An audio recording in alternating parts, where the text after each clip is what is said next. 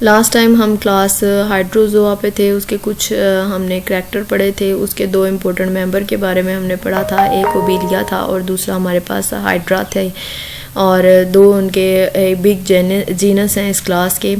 अब इसमें हमने अगर देखें कि हाइड्रा के बारे में था तो उसमें जो डोमिनेंट बॉडी फॉर्म होती है वो पॉलिप ही होती है। उसका जो पॉलिप है वही सेक्सुअल रिप्रोडक्शन करता है और वही एसेक्सुअल रिप्रोडक्शन करता है थ्रू बडिंग, और उसमें मेड्यूसा जो बॉडी फॉर्म है वो नहीं होती। हाइड्रा में अल्टरनेशन ऑफ जनरेशन जो है वो नहीं प्रेजेंट होती। और अगर ओबेलिया की बात की थी तो ओबेलिया में मैंने बताया था कि उसमें दो बॉडी फॉर्म होती हैं, एक उसकी पॉलिप बॉडी फॉर्म है जिसे हमने गैस्ट्रोजोइड पढ़ा था, और दूसरा हमारे पास मेड्यूसा बॉडी फॉर्म है जिसे हम गुनोनिमस बॉडी फॉर्म कहते हैं। तो इसमें जो दो मेजर इसकी बॉडी फॉर्म है ओबेलिया में, तो उसकी जो मेड्यूसा फॉर्म है उसकी जेली फिश लाइक अपीयरेंस होती है, टेंटिकल्स होते हैं, और उसमें वो कौन सी रिप्रोडक्शन करती है, सेक्सुअल रिप्रोडक्शन करती है। उसमें गोनेड्स वगैरह प्रेजेंट होते हैं जो कि फीमेल गोनेड्स होते हैं, और मेल रिप्रोडक्टिव गोनेड्स होते हैं जो कि एग और स्पर्म सेल्स देते हैं। और हाइड्रा और फिर फर्टिलाइजेशन के बाद प्लेन्यूला लार्वा बनता है और वो हमें उसकी गैस्ट्रोजोइड बॉडी फॉर्म देती हैं ओबेलिया की अगर बात की जाए तो। इसी तरह ही मैं आपको डायग्राम दोबारा बता देती हूँ ओबेलिया की। तो ओबेलिया में जो कि क्लास हाइड्रोजोआ में हम पढ़ रहे हैं तो उसमें ये उसकी ओबेलिया की मेड्यूसा फॉर्म है और ये वाली उसकी ओबेलिया की पॉलिप फॉर्म है। इसकी पॉलिप फॉर्म में स्पेसिफिक सेल्स होते हैं जिन्हें जो कि पर्टिकुलर फंक्शंस करते हैं। पॉलिप इसका कॉलोनियल पॉलिप है, ये कॉलोनीज़ की फॉर्म में ये सारे इसके सेल्स हैं जो कि कॉलोनी बनाते हैं। इसी तरह इसमें पेरिसार के बारे में मैंने आपको बताया था। तो इसके जो सेल्स हैं पॉलिप के एक से सेल को जो है वो हम क्या कहते हैं, गैस्ट्रोजोइड। ये एक गैस्ट्रोजोइड है, ये दूसरा गैस्ट्रोजोइड है। कुछ इसके गैस्ट्रोजोइड वो स्पेसिफिक फंक्शन परफॉर्म करते हैं जिसकी वजह से उन्हें हम क्या बोलते हैं, गोनोजोइड। तो कुछ सेल स्पेशलाइज्ड हो जाते हैं जिन्हें हम गोनोजोइड कहते हैं। इनको दूसरा नाम रिप्रोडक्टिव पॉलिप्स भी बोलते हैं, जो कि यहाँ से डिसअटैच हो जाएंगे और वो कौन सी बॉडी फॉर्म देंगे, मेड्यूसा बॉडी फॉर्म हमें देते हैं ओबेलिया में। तो यहाँ पर इनमें टेंटिकल्स होते हैं, हाइट इनकी 1 to 2 मिलीमीटर तक हो सकती है इनकी पॉलिप की हाइट, और इन सम केसेस 20 मिलीमीटर तक भी जाती है। और इनमें मैक्सिमम टेंटिकल्स जो हैं वो 10 to 12 8 to 10 टेंटिकल्स इनमें प्रेजेंट होते हैं। और इनके टेंटिकल्स जो हैं उनकी जो लेंथ है वो 10 सेंटीमीटर 12 सेंटीमीटर इतनी इनकी टेंटिकल्स की लेंथ होती है। इसका जो पॉलिप होते हैं वो ज़्यादा मूव नहीं करते, उनमें अपने टेंटिकल्स के थ्रू ही वो अपने प्री को कैप्चर करते हैं और डाइजेशन वगैरह कर रहे होते हैं। लेकिन जो ओबेलिया की मेड्यूसा फॉर्म है जिसे ग्नोनिमस बोलते हैं वो मूवेबल होती है, फ्रीली स्विम करती है। तो और अपने टेंटिकल्स के थ्रू जो है इसके टेंटिकल उनको किसी भी सरफेस के साथ अटैचमेंट पर्पस प्रोवाइड करते हैं, एडहेसिव पैड्स के तौर पर एक्ट करते हैं और मूव करने के लिए भी यूज़ करते हैं अपने टेंटिकल्स को। ये स्ट्रक्चर है ओबेलिया की मेड्यूसा फॉर्म का, उसका ग्नोनिमस का। इसके ग्नोनिमस में अगर देखा जाए तो डोम शेप होता है और ये इसके डैंगल टेंटिकल्स होते हैं। और इसका मैं दोबारा से आपको बता देती हूँ कि ये इसका ओरल एंड होता है, जो कि इसके और ओरल एंड को सराउंड किसने किया होता है, टेंटिकल्स ने। तो यहाँ पर ये उसका ओरल एंड है और ये उसका opposite to the oral end जो साइड होती है उसे हम अबोरल कहते हैं। और इसकी मैन्यूब्रियम है, तो ये ट्यूब लाइक मैन्यूब्रियम होती है, ओरल सरफेस के साथ जो है ओरल सरफेस के साथ हैंग आउट की होती है। ठीक है, इसकी मैन्यूब्रियम जो है इसमें दो तरह की कैनाल आती है, एक रिंग कैनाल है, दूसरी हमारे पास रेडियल कैनाल आती है। अब ये वाली जो इसकी सरफेस है इसे हम वही एक्टोडर्म बोलते हैं, इसकी एपिडर्मिस है। ये जो आपको ब्लैंक एरिया नज़र आ रहा है ये इसकी मेसोग्लिया है।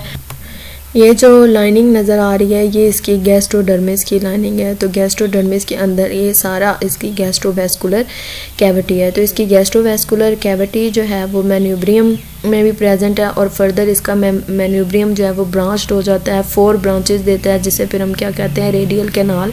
तो हम फिर कहते हैं कि इसकी जो गैस्ट्रोवेस्कुलर कैविटी है split from the manubrium into the radial canals. अब ये रेडियल कैनाल जो है ये कहाँ तक जा रही हैं, ये इसके मार्जिन तक जा रही हैं। होती हैं, ये इसका मार्जिन एरिया होता है। और ये सारी रेडियल कैनाल्स हैं, ये रेडियल रिंग के थ्रू, ये रिंग कैनाल या फिर रेडियल रिंग के थ्रू जो है ये सारी एक दूसरे के साथ जो है वो कनेक्टेड होती हैं। ओरिजिनेट कहाँ से होती हैं? मैन्यूब्रियम से, और एंड अप जो है वो रिंग कैनाल पर होती हैं। इसके बाद इसके जो गोनर्स होते हैं, जिसमें ये हमारे पास डायोशियस है, इसमें डायोशियस मतलब इस एक ही बॉडी फॉर्म में जो है वो या तो टेस्टिस होंगे या फिर उसमें ओवरीज होंगी, या वो फीमेल मेड्यूसा होगा या फिर वो मेल मेड्यूसा होगा, दोनों सेपरेट सेक्सेस होती हैं। तो यहाँ पर इसके जो गोनड्स हैं वो लॉन्गिट्यूडनल इसके रिप्रोडक्टिव स्ट्रक्चर्स होते हैं, जो कि किसके साथ प्रेजेंट होते हैं? मैन्यूब्रियम के साथ भी अटैच हो सकते हैं या फिर उसकी रेडियल कैनाल के साथ भी अटैच होते हैं। और ये इसके जो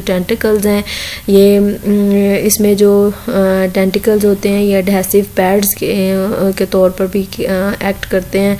स्टिकिंग पर्पस जो है वो उसे प्रोवाइड करते हैं, फीडिंग पर्पस भी प्रोवाइड करते हैं। अब ये यहाँ पर इसकी जो ये इसकी सरफेस जो लाइनिंग होती है ये अंदर की तरफ इन्वेजिनेट होकर एक सर्कुलर रिंग लाइक स्ट्रक्चर देती है। मेम्ब्रेनस रिंग होता है ये वाला, मेम्ब्रेन आप समझ लें ये है। इसे हम क्या बोलते हैं? वीलम। और ये ज़रूरी नहीं है कि ये सारी मेड्यूसा ओबेलिया की जितनी भी मेड्यूसा फॉर्म है उसमें प्रेजेंट हों, ये कुछ नेडेरियंस में प्रेजेंट नहीं भी होती। अब ये जो वीलम है ये क्या, इसे जेट प्रोपल्जन मूवमेंट जो है वो देता है, ऊपर की तरफ जो है वो इसको मूव कराता है because of the pressure of water, तो ऑस्मोटिक प्रेशर की वजह से। तो अब जब वाटर जो है इसकी यहाँ पर गैस्ट्रोवेस्कुलर कैविटी में फिल होता है, तो जब ये वाटर को अपनी बॉडी से एक्सपेल आउट करते हैं तो वो वाटर इसके यहाँ पर ओरल, ये वीलम क्या करेगा कि ये इसकी जो ओरल यहाँ पर जो ग्रूव है इसके इर्द गिर्द इस वाटर को कंसनट्रेट करता है और ये वाटर फिर इसको ऊपर की तरफ जो है वो पुश करवाता है। जब ये इसका डोम कॉन्ट्रैक्ट करता है तो जेली फिश जो की तरह ये ऊपर की तरफ इसकी मेड्यूसा फॉर्म मूव करती है। तो ये इसका सारा दोबारा से मैंने स्ट्रक्चर आपको बताया है। इसके बाद अगर इसके नर्वस सिस्टम की बात करें तो इसके नर्वस सिस्टम जो है वो इसकी मिजोग्लिया में सारी इसकी नर्व्स जो उसकी नर्व्स एंडिंग्स हैं यहाँ पर इसकी मिजोग्लिया में प्रेजेंट होती हैं। इसमें डिफ्यूज नर्वस सिस्टम है, तो सारी जो न्यूरॉन्स होंगी इसकी मिजोग्लिया में कंसंट्रेटेड फॉर्म में प्रेजेंट होती हैं। और इसके अलावा जो है वो जो मिजोग्लिया जो इसकी बॉडी सरफेस की लाइनिंग के इस जगह पर भी जो मिजोग्लिया प्रेजेंट है और रिंग कैनाल के साथ साथ भी जो है वो नर्व्स इसमें प्रेजेंट होंगी। तो उन्हें फिर हम रिंग नर्व्स का नाम देते हैं क्योंकि वो इसकी ये जो रिंग बन रहा है बॉडी में इसके साथ भी प्रेजेंट हैं। और इसके ऊपर जो ये डोम है यहाँ पर भी इसकी नर्व्स एंडिंग जो है वो प्रेजेंट होंगी, जो कि सेंसरी न्यूरॉन्स ज़्यादातर जो है वो इसके किनारों पर प्रेजेंट होती हैं ताकि वो किसी भी स्टिमुलस को जो है वो सेंस कर सकें। तो ये इसका मेड्यूसा का स्ट्रक्चर है। इसके अलावा इसमें स्टेटोलिथ प्रेजेंट होते हैं, यहाँ पर स्टेटोलिथ इसके अंदर प्रेजेंट होते हैं और उनमें स्टेटोसाइट सेल्स होते हैं जो कि ग्रेविटी को डिटेक्ट करते हैं। तो बस ये आप इतना इसके बारे में याद रखें। स्टेटोलिथ का स्ट्रक्चर और वो सारा ये सेंसरी ऑर्गन के तौर पर इसमें एक्ट करते हैं, वो हम नेक्स्ट इनकी साइफोजुआ में पढ़ेंगे। तो आपने इसमें क्या याद रखना है कि इसमें जो ग्रेविटी के स्टिमुलस को डिटेक्ट करने के लिए और इसकी फॉर द डायरेक्शनल मूवमेंट के लिए इनमें सेंसरी स्ट्रक्चर्स प्रेजेंट होते हैं दैट आर कॉल्ड द स्टेटोलिथ। स्टेटोलिथ के अंदर जो सेल्स होंगे दैट आर कॉल्ड द स्टेटोसाइट्स, और स्टेटोसाइट्स इसको ग्रेविटी के अकॉर्डिंगली इसकी बॉडी को मूव कराते हैं, उनकी पोजीशन की वजह से ये मूव करता है। अब क्लास हाइड्रोजुआ का एक बहुत बड़ा ऑर्डर है साइफोनोफोरा। तो इसमें इनको हम क्लोनियल नेडेरियंस भी बोलते हैं। इसमें जो जितने भी मेंबर्स हैं वो न्यूमेरियस क्लोनियल बॉडी फॉर्म में एग्जिस्ट करते हैं, सोलिटरी एग्जिस्ट नहीं करते। इनका पॉलिप भी क्लोनियल होता है और इनका जो मेड्यूसा होता है वो भी क्लोनियल होता है। तो इसीलिए हम साइफोनोफोरा के जितने भी मेंबर्स हैं हम कहते हैं कि they made the numerous polyploid and the हैं मेड्यूसॉइड इंडिविजुअल्स। तो इसके अलावा इनमें जो some polyps called the dactylozooids possess the single long tentacle armed with the cnidocyte for the capturing purpose. अब इनके अंदर जो पॉलिप फॉर्म होती है, कुछ क्लास हाइड्रोजोआ के मेंबर में जो पॉलिप्स हैं वो कुछ स्पेशलाइज्ड सेल्स बनाते हैं, स्पेशलाइज्ड सेल होते हैं उनके अंदर, जिन्हें हम क्या बोलते हैं, डेक्टाइलोसॉइड का नाम देते हैं। और ये जो कॉलोनियल पॉलिप के ये जो स्पेशलाइज्ड स्ट्रक्चर्स होते हैं ये नीडोसाइड के तौर पर एक्ट करते हैं और प्री को कैप्चर्स करने के लिए यूज़ करते हैं। डेक्टाइलोसॉइड बेसिकली एक सिंगल जो है वो स्पेशलाइज्ड टेंटिकल है। यहाँ पर देखें कि ये उसका हाइड्रा कॉलोनियल पॉलिप की डायग्राम है। यहाँ पर कुछ सेल गैस्ट्रोजॉइड्स हैं, ये गैस्ट्रोजॉइड सेल्स हैं जो उसकी मेन बॉडी सेल्स होते हैं। और ये हमारे पास वो उसके स्पेसिफिक सेल है जो कि किसके तौर पर एक्ट कर रहा है, डेक्टाइलोसॉइड के तौर पर। एक सिंगल जो है ये टेंटिकल है और इसके अंदर जो है वो नेमाटोसिस्ट होता है जो कि प्री कैप्चरिंग के लिए यूज़ करते हैं। अब कुछ सेल इसी तरह स्पेशलाइज होकर गोनोजॉइड बना देते हैं। तो डेक्टाइलोसॉइड्स इनमें एक long modified long thick tentacles होते हैं जो इनमें नीडोसाइड्स होते हैं और जो कि डाइजेशन पर्पस के लिए और प्री को कैप्चर करने के लिए जो है वो यूज़ करते हैं। अब हाइड्रा में अगर उसकी सेक्सुअल रिप्रोडक्शन की बात करें तो उनमें सबसे पहले क्या है कि गोनेड्स फॉर्मेशन किस तरह होती है। एपिडर्मल सेल्स जो उनकी एक्टोडर्म लेयर में प्रेजेंट होते हैं, एपिथेलियल सेल्स, वो मॉडिफाइड होकर इंटरस्टिशियल सेल्स बनाते हैं और इंटरस्टिशियल सेल्स जो हैं वो हमें क्या देती हैं, ओवरीज देती हैं और इसी तरह ही टेस्टिस बनाती हैं। अब ओवरी और टेस्टिस में क्या होता है कि मियोसिस होती है और एज द रिज़ल्ट हमारे पास नंबर ऑफ स्पर्म्स प्रोड्यूस होते हैं और एक वन मैच्योर एग सेल जो है वो प्रोड्यूस होता है। और बाकी जितने भी सेल्स होते हैं ओवरी में हमारे पास एक ही मैच्योर एग सेल प्रोड्यूस होगा और बाकी जितने भी सेल्स होते हैं ओवरी के वो डिसइंटीग्रेट हो जाते हैं। तो in case of production of mature egg, तो वो मैच्योर एग अब इसकी बॉडी वॉल के साथ जो है वो एक स्टॉक के थ्रू हैंग करता है, फीमेल बॉडी वॉल के साथ।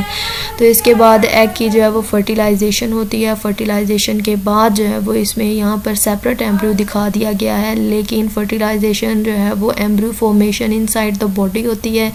और over winter, during the winter condition में क्या किया जाता है कि एम्ब्रियो के बाहर जो एक काइटिनस शेल जो है वो सक्रीट आउट कर दिया जाता है। तो कैप्सुलेटेड एम्ब्रियो जो है वो पानी में रिलीज़ कर दिया जाता है ड्यूरिंग द विंटर सीज़न।